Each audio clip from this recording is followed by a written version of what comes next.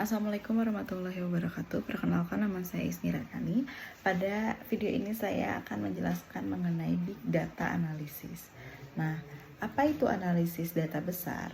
Nah, analisis Big Data seringkali merupakan proses rumit yang memeriksa data yang sangat besar untuk mengungkap informasi seperti pola tersembunyi, korelasi, tren pasar, dan referensi pelanggan yang dapat membantu organisasi membuat keputusan bisnis yang tepat.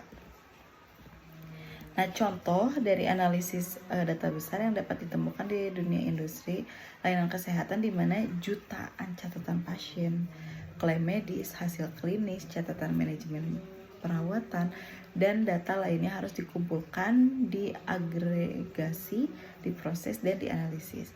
Analisis data besar digunakan untuk akuntansi, pengambilan keputusan, analisis prediktif, dan banyak tujuan lainnya. Data ini sangat bervariasi dalam jenis, kualitas, dan aksesibilitas, menghadirkan tantangan yang signifikan namun juga menawarkan manfaat yang sangat luar biasa. Mengapa sih analisis data besar itu penting? Nah, organisasi dapat menggunakan sistem dan perangkat lunak analisis big data untuk membuat keputusan berdasarkan data yang dapat meningkatkan hasil terkait bisnis mereka. Manfaatnya dapat mencakup pemasaran yang lebih efektif, peluang pendapatan baru, personalisasi pelanggan, dan peningkatan efisiensi operasi. Dengan strategi yang efektif, manfaat tersebut dapat memberikan keunggulan kompetitif dibandingkan pesaing. Bagaimana cara kerjanya?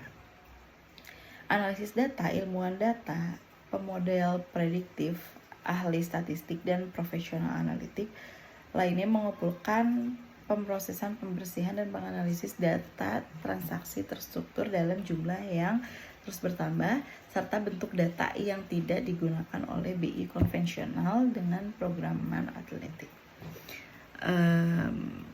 Kemudian, apa aja sih jenis analisis data besar? Yang pertama yaitu ada analisis deskriptif.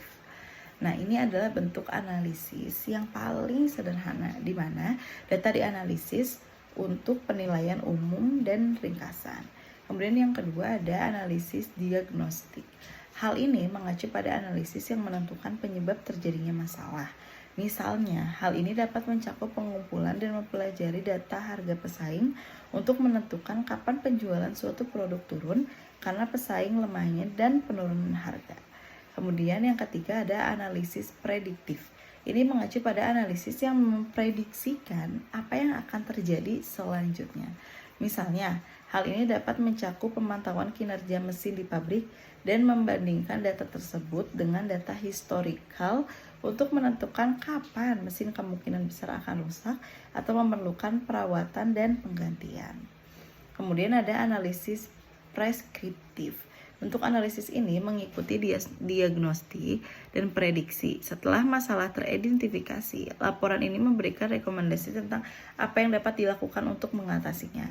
Misalnya, hal ini dapat mencakup mengatasi inkonsistensi dalam rantai pasokan dan menyebabkan masalah harga dengan mengidentifikasi pemasok dan kinerjanya untuk dapat diandalkan dan menyarankan penggantian. Nah, adapun teknologi dan data analitik besar yang penting. Yang pertama yaitu ada Hadoop, adalah kerangka kerja sumber terbuka untuk menyimpan dan memproses kumpulan data besar. Kemudian ada perangkat keras dan perangkat lunak analitik prediktif, memproses data kompleks dalam jumlah besar dan menggunakan pembelajaran mesin serta algoritma statistik untuk membuat prediksi tentang hasil peristiwa di masa depan. Kemudian ada alat analisis aliran.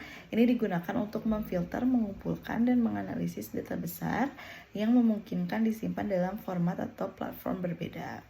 Kemudian ada data penyimpanan terdistribusi, direplikasi namun pada database non-relasional. Kemudian ada basis NoSQL, adalah sistem manajemen data non-relasional yang digunakan saat bekerja dengan kumpulan data distribusi dalam jumlah besar. Basis data NoSQL tidak memerlukan skema tetap, sehingga ideal untuk data mentah dan tidak terstruktur. Kemudian ada data lake, kemudian ada gudang data, penemuan pengetahuan, struktur data dalam memori, virtualisasi data, perangkat lunak integrasi data, perangkat lunak kualitas data, dan lain sebagainya. Demikian yang dapat saya sampaikan. Wassalamualaikum warahmatullahi wabarakatuh.